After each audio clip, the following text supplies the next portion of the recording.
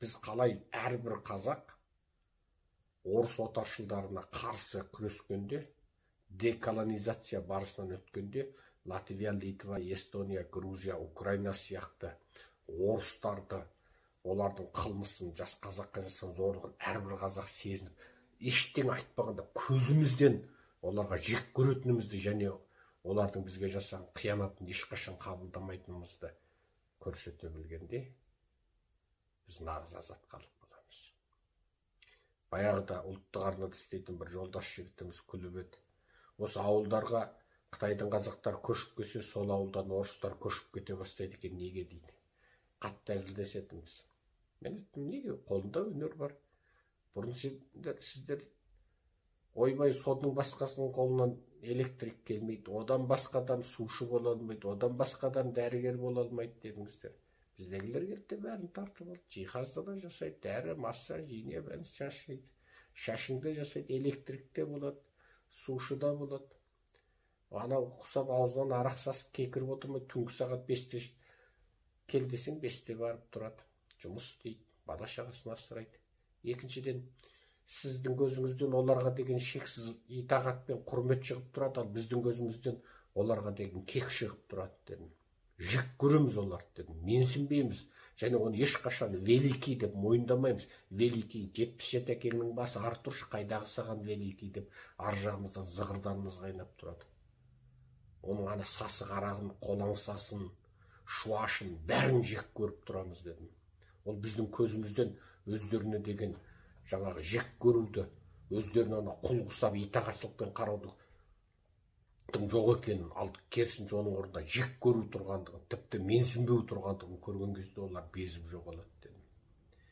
Ендеше, мынау қаптап келген орыстардан арылудың жалғыз жолы орысқа қарсы күресу. Әрбір қазақ ұлтшыл болсын. Үндеме, ойбай, пәле, тыныштық деп отырдың. Пәле болады, тыныштық, ел аман, жұрт тыныш болсын деп отырса, орыс сені қалпақпен ұрып алады. Бүгінгі Украинаның тасталқан болған қалалары ертең Алматы, Шымкент, Қызылорда, Астана тасталқан болады. Ана орыстар бар қаладарға тиіспейді. Қазақтар миллионнан асатын бүкіл облыс орталықтарында Путин ракетасымен атып күл талқан қып шығарады. Себебі оған қазақтың өскені, өңгені, көктегені, көгергені керек емес.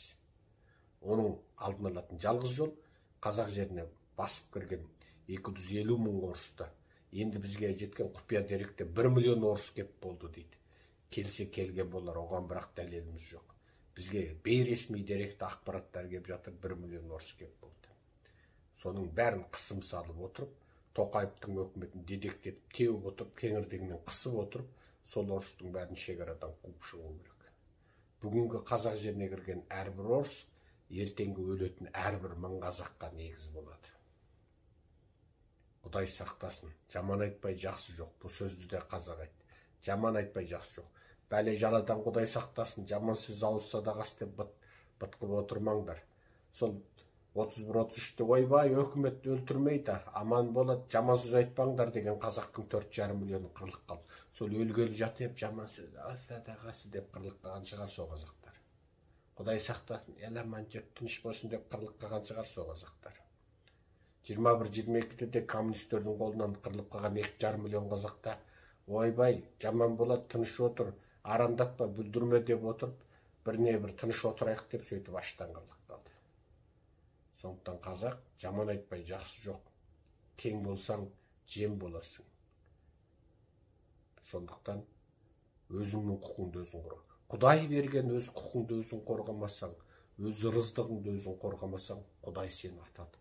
Құдай саған беріп тұр осыншама рыздықты, осыншама жерді, елді, байлықты беріп тұр. Енді сен соны неге қорғамайсың?